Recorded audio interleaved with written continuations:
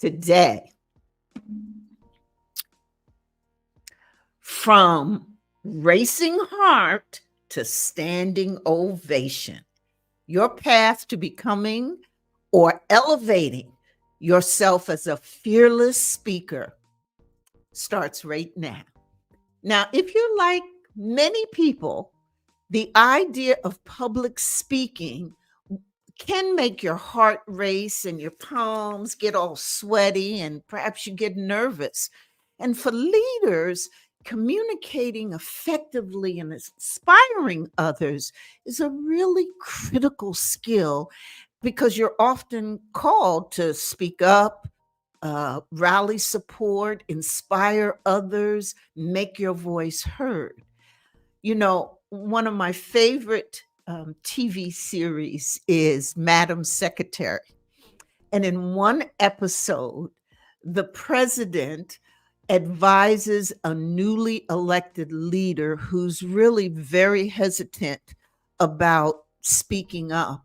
And he says to him, finding your voice as a leader is never easy, but it's pretty much the whole gig. That scene really just brings together the importance of effective communication for leaders. Because if you're in a leadership role, speaking up is what it's about. And the truth is, while you may be fearful of, while many are fearful of, I know I get nervous too. While that fear, that nervous feeling may never completely disappear, let me tell you, the truth is that you can manage and navigate it. All right. You can work through any anxiety you have with the right strategies and techniques, and thereby unlocking your full potential, and really amplifying, elevating your impact. And so today, I'm going to share with you some practical ways to help you, especially my sisters out there in leadership positions, to do just that. That is, amplify your impact, see your full leadership potential, and become that fearless public speaker. For those of you I haven't had the pleasure of meeting yet, I'm Dr. Geneva, top leadership voice on LinkedIn, and I'm on a mission to empower women in leadership to lead with greater impact and success. And I want you to know that I have given lots and lots and lots and lots of talks, stood in front of audiences, large, small, hundreds, few, the whole gamut through my career. And I want you to know that ability to be able to communicate, to articulate your message, to get your point across matters. And there's a high value in good, effective public speaking. And so that's why I'm really excited to teach about this subject today. So I want you to be, now, many of you speak, you have uh, great skill and expertise and experience. For those of you who do, I'd like you to listen to this conversation, the strategies I'll leave with you as a way to elevate, always being next better. Elevate. For those of you who are maybe just kind of saying that, well, what I've been doing hasn't really called for me doing a lot of public speaking, but perhaps what I see as maybe my next career move, maybe that podcast that I really is in my heart to start. You may find some really good strategies and techniques to help you along the way and captivate any audience and have a lasting impression and own that room. Now, I want to just remind us that effective communication skills are especially crucial for women leaders for several reasons. As leaders, we must effectively communicate vision and goals to inspire our teams and others. And having these strong communication skills can enable women leaders to influence that decision making process and drive meaningful change and establish credibility and demonstrate by what we say, by the words we use, how we communicate. We can demonstrate not only expertise, but confidence, which is extremely important.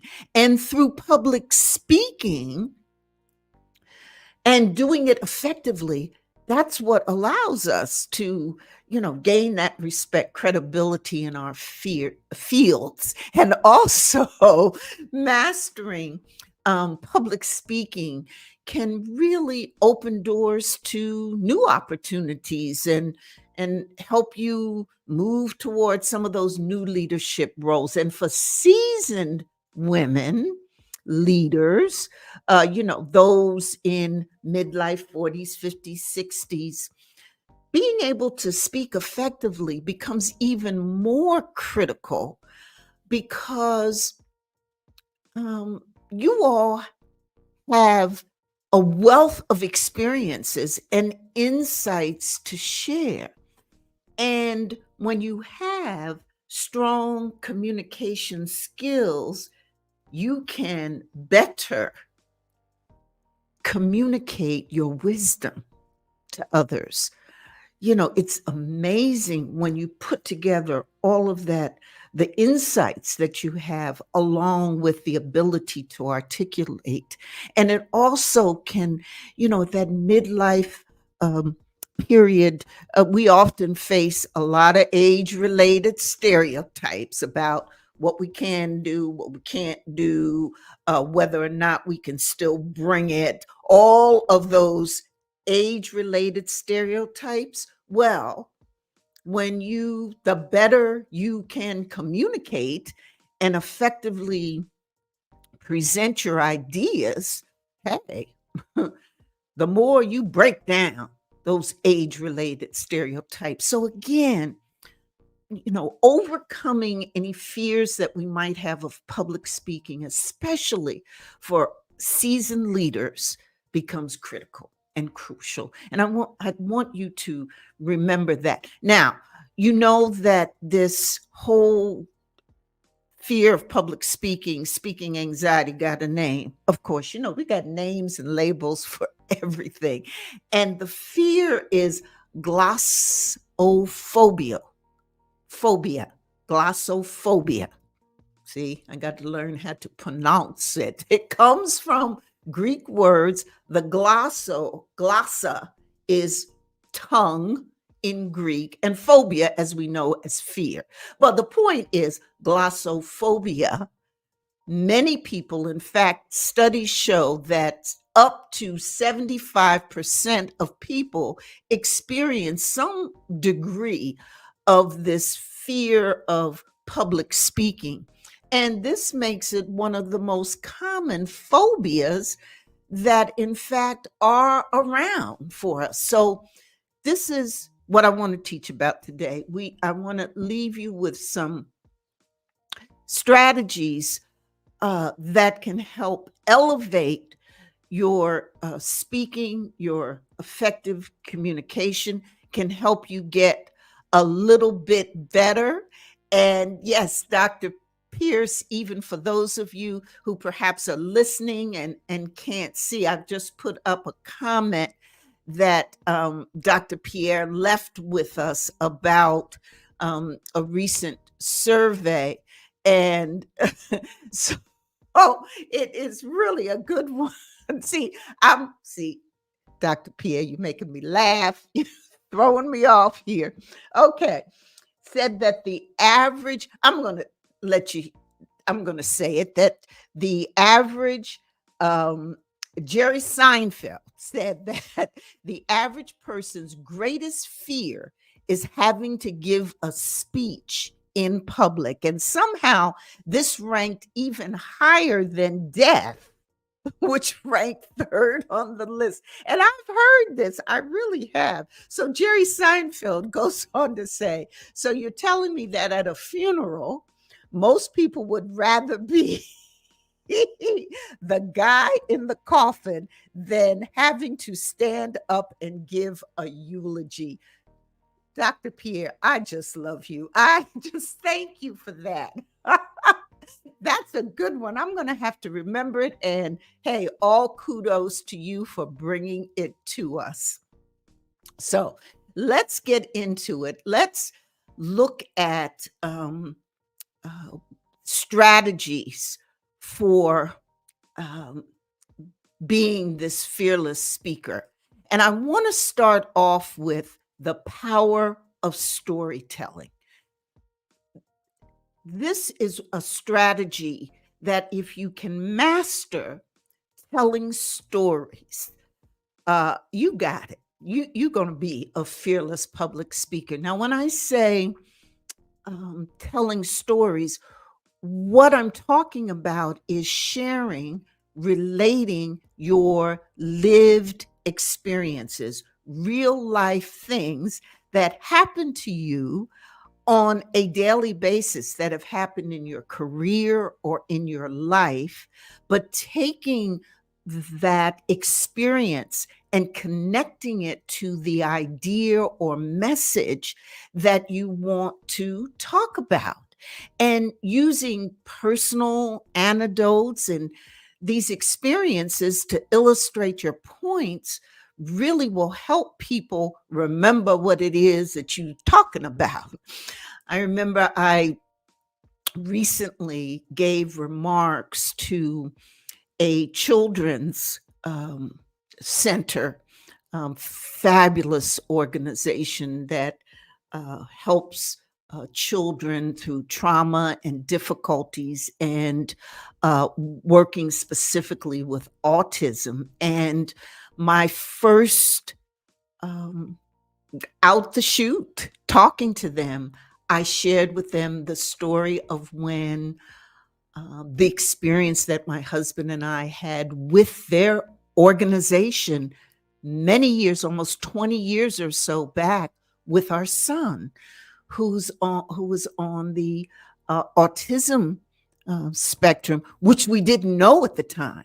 But we went to this organization, and they not only diagnosed it, but also helped us through the process. And I also shared with them where he was now, on his own, got a job, has traveled to so many places, England and France, just got back from a trip to Cuba, went and got his degree, all of this on his own.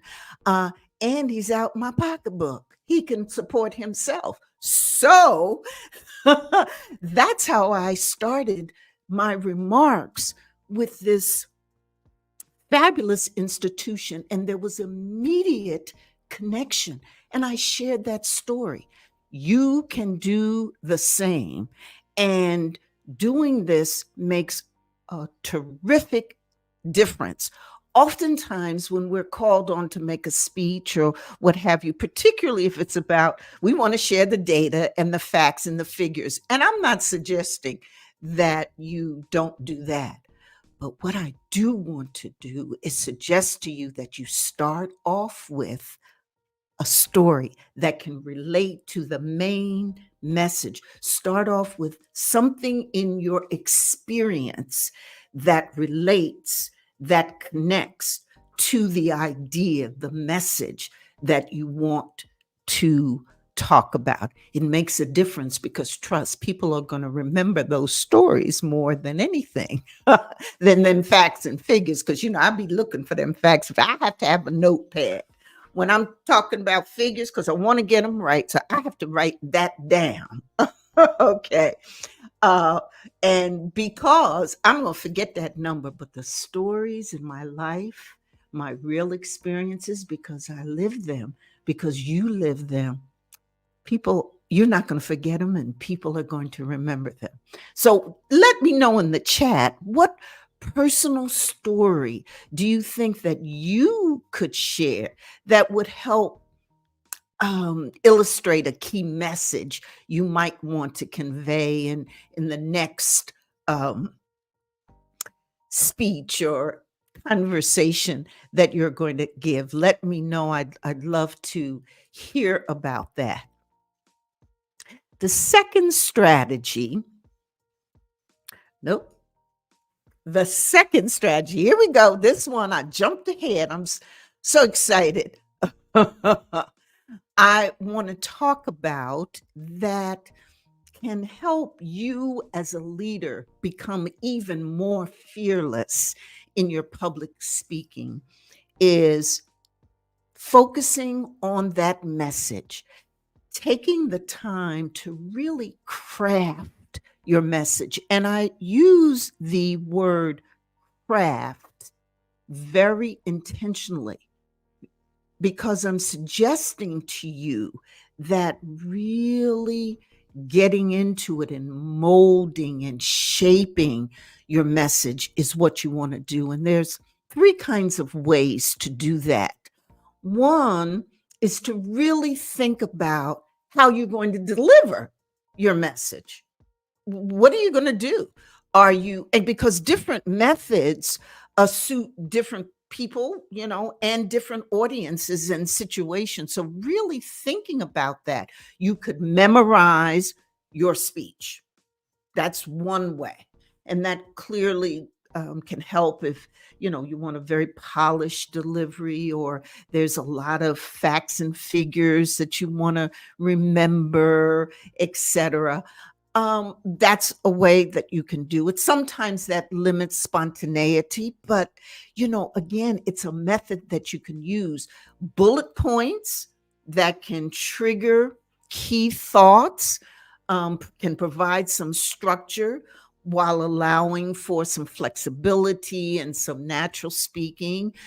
I've run into leaders who say, I love doing the bullet points. Sometimes I'm a little concerned that I might see a bullet point and not be real clear about what the idea is. Well, different methods have ups and downs, but that is a method. You can read from a script, of course, prepare a script and read from it, but they're different methods.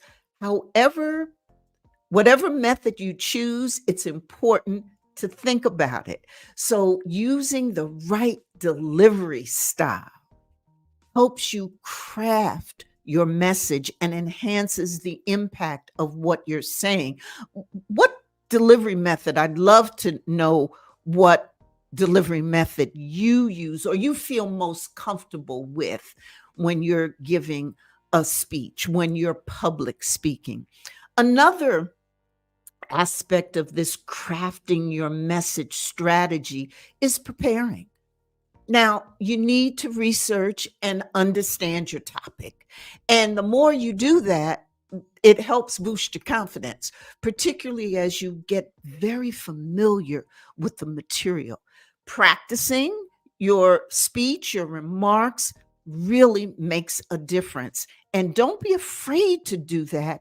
Do it because that not only can help you refine your delivery, but also manage anxiety, those feelings that you might have because you become very familiar with the material. Rehearse, practice. You can do it in front of a mirror.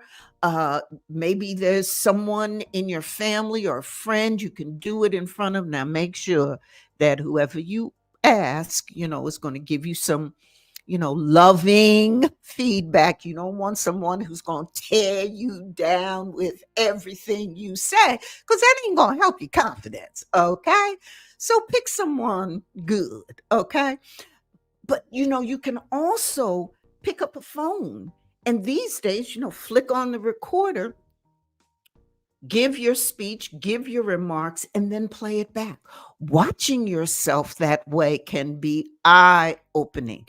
And you want to look at how, the pacing, the intonations of your voice, your body language. So preparing is important to help craft your message. I'd love to know what's one thing that you do to prepare for a presentation that can boost your confidence. How I prepare. I'm going to tell you how I prepare is I try to rack my brain and remember my lived experiences on whatever topic I'm talking about.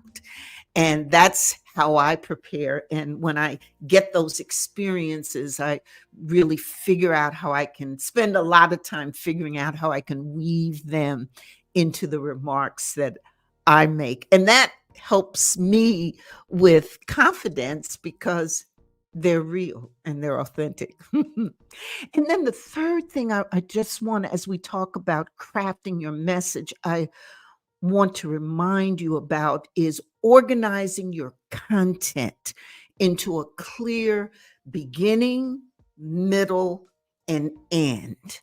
And this helps provide clearly a roadmap for your audience, but more important for you as you're crafting your message, you're not all over the place. Think about it in these three buckets, folks.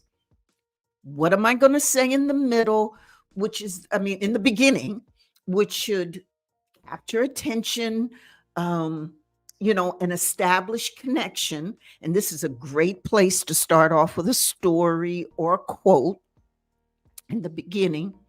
Your middle part is really where you get into the meat of things. You develop your points or your ideas, your arguments, whatever it is, right there in the middle, that piece where you want to really make sure that you dive deep in your message. And then your end part is, you really reinforce your key takeaways and your call to action in the end part. And I invite you to think about whatever presentation, remarks from the podium in front of your employees, your team, whenever you're speaking in public to public. That's what we're talking about, public speaking. That's what it is. It's not always behind the podium or keynote speech, but that you think about what you're going to say in these three buckets. How am I going to open? What am I going to say in the beginning? What am I going to do in the middle? How am I going to frame my main points? And what am I going to leave people with? Rather than all over the place, think about it these three ways. So these three aspects, these three steps lead us to help you with that strategy on crafting your message. All right. So listen, if you're getting value from these strategies so far in elevating your communication skills, or want to talk about how you can do it, how you can be a better speaker, how you can communicate more effectively as a leader, book an appointment with me. I'd love to talk to you about it. You can go to LinkedIn on my profile. Right under it, it says book an appointment. Click on that and let's have a conversation. So the next strategy that I really want to spend just a little bit of time in talking about is this whole subject about being nervous. And we want to do something about that nervousness so that you can become and be this fearless public speaker. Now, first of all, I just want to say that nervousness, it's natural, folks.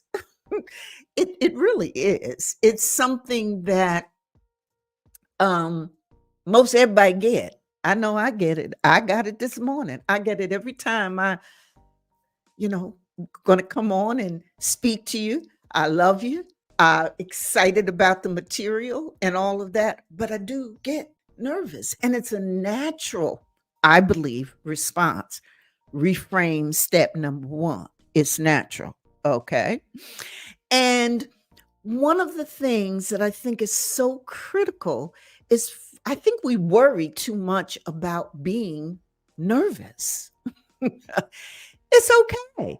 Be nervous. Now, if you don't do it, that's the problem. But the problem ain't being nervous because, see, you can channel that feeling into positive energy. Now, I may have those feelings of being nervous as I'm coming to click on the go live, when that little thing pops up and says go live, you're supposed to click now. And as I'm moving to click, yeah. But two things are important. One, I'm thinking about, well, maybe I'm not just nervous, I'm excited. And I'm looking forward to seeing you, hearing your comments, seeing your comments, and sharing the wisdom and insights and value that I bring. And so reframing that from being nervous to high excitement channels the natural feelings that you have into positive energy. Okay. So, one, I want you to stop worrying about being nervous. Okay. Take it in as something natural, turn it into positive energy. Now, the practical tip for, hey, feeling this way, take some deep breathing exercise to calm your nerves. And the thing is about deep breathing before you speak, you can do it anywhere and every time, anytime. You can, ain't nobody know what you're doing, or if they do, ask them to join you. Okay, but you can take 3 deep breaths and then you can give yourself positive talk. I'm excited about being here with you. I'm excited about what's getting ready to happen, but use those positive self-talk and visualization techniques to boost your confidence. You know what athletes do? They too, they're nervous and, all of that. They've got a lot of anxiety, a lot of things built up, but they channel it. They reframe that which could be negative into positive energy. They visualize themselves winning. They see themselves crossing that finish line. You can do the same thing. You see the audience standing and giving you an ovation. You see the difference, the impact in somebody's eyes as you're talking. So you can visualize that before you speak. So I want to ask you, how many of you, um, how do you handle being nervous or handle nerves before a speaking engagement? Let me know in the chat what you do for that. And I know the comments are piling up. I've got a couple more strategies. I'm going to go through those. I'm going to teach those, and then we're going to look at some of the comments. I see they are piling up. Let's look at what I consider to be the flip side of reframing nervousness. And that is cultivating how, really cultivating your approach, thinking about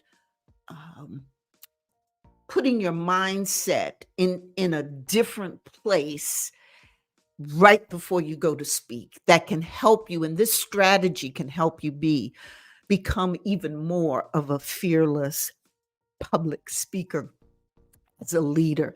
So, in other words, the bottom line with this is, this strategy, and it works. You choose a positive outlook to transform that, in fact, can transform your approach to public speaking. Notice I use the word choose because that's what you have. You have a choice on how you view or think about that upcoming presentation you have to make, that speech that you got to give. You can say or think, oh my gosh, I've got to give this speech. I don't want to do it. Oh my goodness, but I got to. Oh, what if something happens? What if people don't understand what I'm saying? What if they laugh at me? What if I trip and fall on the stage? On and on. You can go through these and see, I can spit these out because I've thought about all of them at one time or another. You can do that. Or you can choose to say, "Hmm, I'm well prepared and I have valuable insights to share. I'm excited to be able to connect with my audience and make a positive impact. I am going to do this. I have plenty to share and I'm going to do it and I'm excited about it and I have a message that's important and I have some wisdom that I want just one person to share, to be able to share with or to capture, to convey. You have a choice on how you approach that upcoming speech. And what I'm inviting you to think about is the way you think about that speech is an effective strategy to you becoming fearless. Okay. How you think about it. So, this strategy, again, is the flip side of reframing nervousness. They really go hand in hand. It's the same coin, they go hand in hand.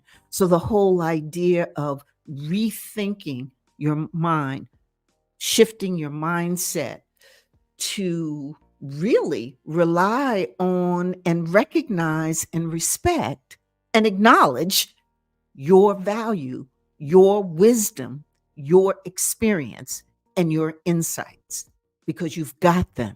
And so, what you want to do is take that wealth of assets that you have, put them in your mind, and that's how you approach your public speaking.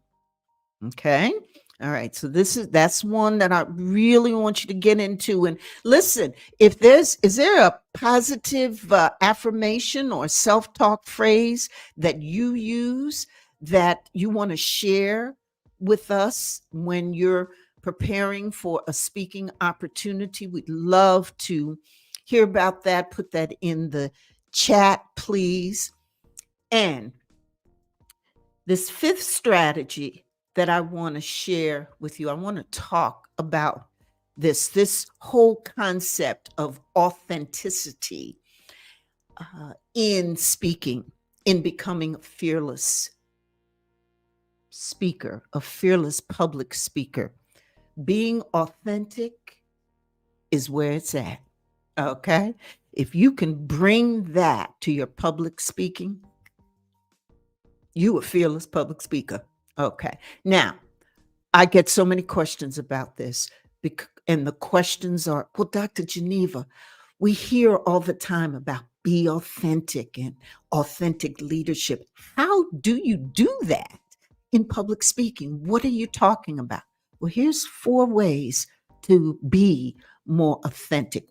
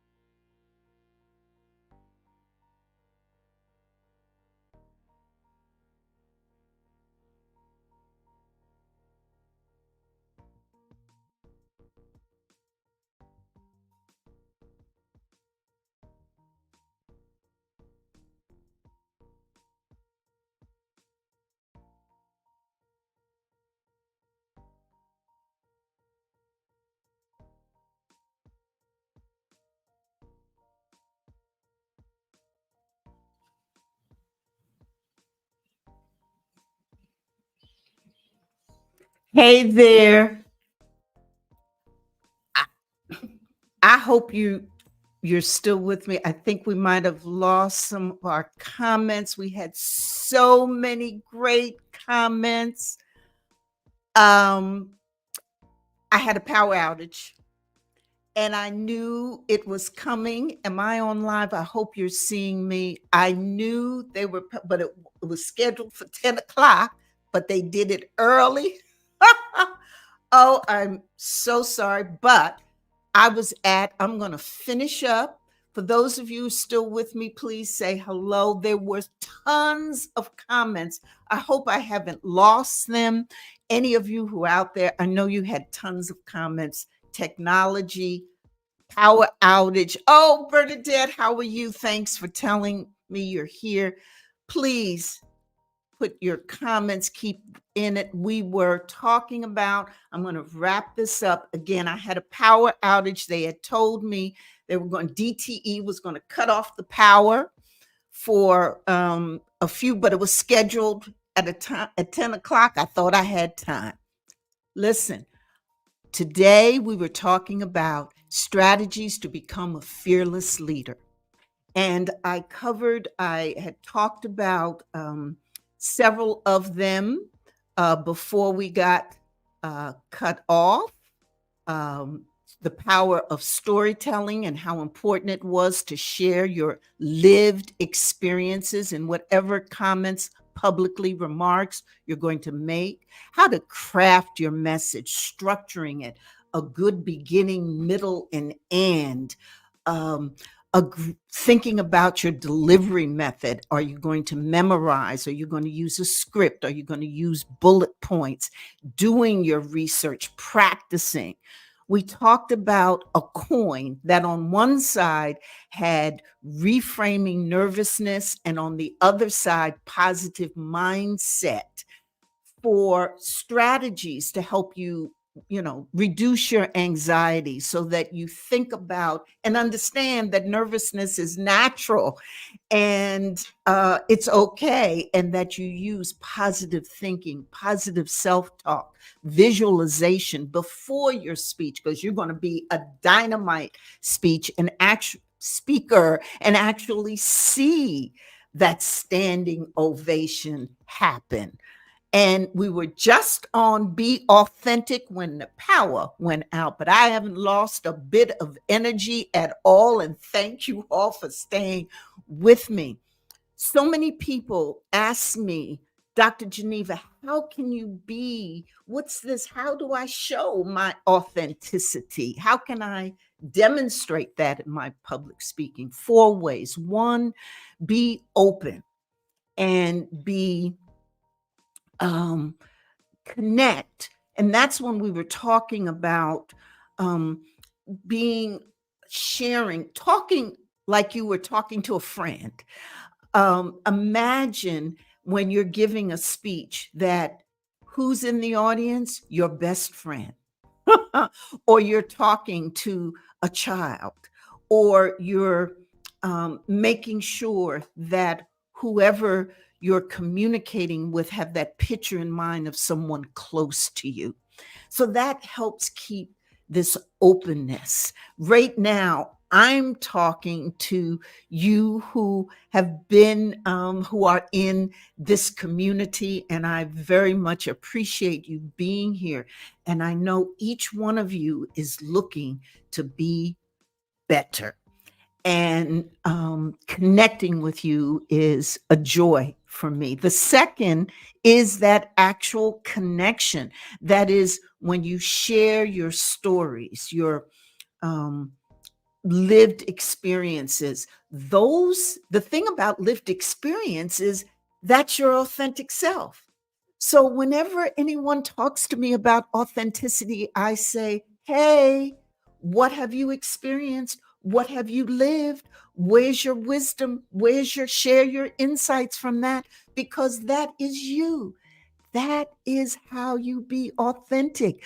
Don't think about these speeches and when you're talking in front of a group as just the facts and figures. Bring your lived experience into. So that's a way to connect. That's another way to show authenticity. The third way is the passion, the why. Why are you doing this?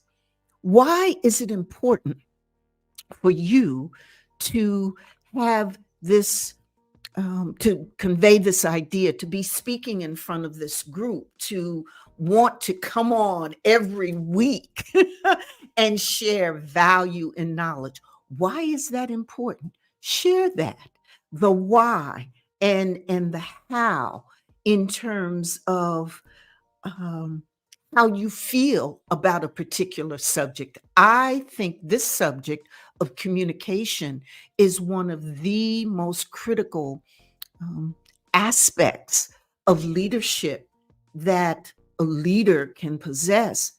Being authentic in that communication is the cream of the cream, if you can be that. So share that and the whys.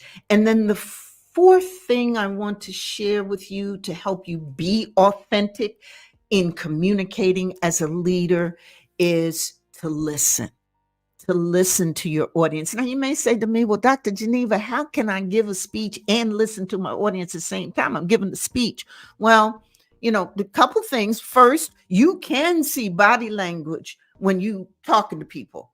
If you're talking to a team or a group of employees and you see this look or this look of fear or this arms crossed, that's your audience. They are signaling to you how they feel, right?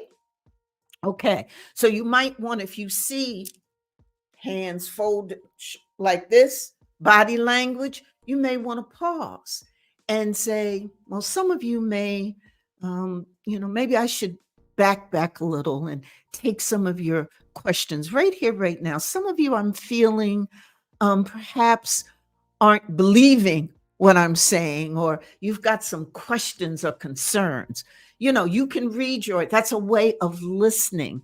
And then also, after you do a speech, you can find out what people think, or find out if you're giving a keynote speech with an organization, ask whether or not they'll do an evaluation, or you can hand out an evaluation, or can you help me? What did you learn from the speech? What was the best thing? You could do that too. So the point is, you can be creative, listen to your audience. So those are the ways. Be open, connect, um, make sure that you can express your why and your how, your passion, and listen to your audience.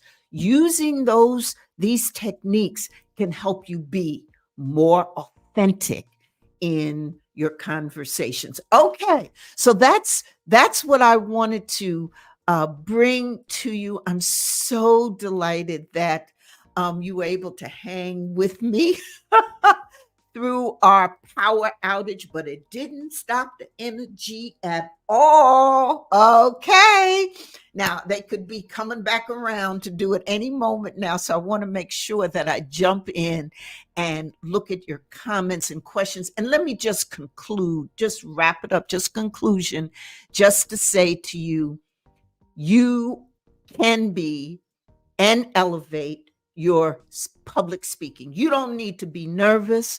Go on out there and talk. We've talked about the ways, the strategies that you can use, everything from using your lived experiences and bringing in your own authenticity, to making sure that when you craft a speech, that you look at the middle, and on the other sides of it is the beginning and the end, and you think about that speech in three parts.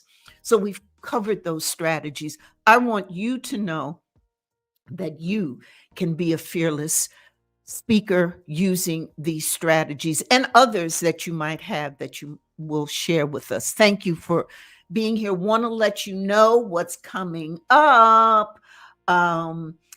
We've talked today about mastering public speaking. Coming up next week, I'm going to have a lesson with you out there who are leading nonprofits or in nonprofits. I'm going to share with you the stop doing this list. I've seen, I've been in nonprofitdom for 4 decades plus, and I'm looking at leadership, seeing leaders, seeing what's going on in nonprofits today. And then based upon my experience, I've got a list of things I want to tell you, nonprofit leaders, you need to stop doing. Okay, so I'm going to get into that. Future episodes of our show, our time together, will be focusing on artificial intelligence for nonprofit leaders. I'm going to be looking at um, introverts, strategies for introverted women leaders. That's going to be a hot one. We're also going to look at how to keep it together as a CEO and a mom or a spouse. Okay. So got some great stuff coming up Wednesdays, 9 o'clock a.m. streaming on Facebook, YouTube, and here at my home base at LinkedIn. For those of you who are on the replay, thank you so much for joining. Share this with someone that you think could use it. Repost this. For those of you who are listening on my podcast, Ignite to Impact, I love you out there. Share this as well. I know you here. So this I'm going to bring up. We've got some comments. Oh, great. We'll share with my grants. Fabulous. I love it. Share this information. That's what I want you to do. If you know someone who can benefit from this conversation, please do that. Thank you, Bernadette, for always keeping me on focus and letting me know it's my time to shine. Yes. Oh, I love that. So that's what Bernadette says when she goes. That's what I'm talking about. Positive reinforcement. She says, it's my time to shine before she steps up to that podium. That's a beautiful thing. Thank you, Elaine, for being here. Yeah, we got it. We knew what you were saying, Bernadette. Oh, my comments are still in the other. Oh, thank you. That's good to know. I thought I had lost it because I knew everyone was really, really pouring in a bunch of comments. And I saw the little number up there that's, gives you the number that says comments are coming in. But when we lost power, I thought I had lost them. Thank you, Bernadette. Yes, giving us those tips on how we can make sure that we use and think about our body language is so important as well. Love you all. See you next time. Bye. Wednesday, 9 o'clock a.m. Eastern Standard Time. See you then. Bye.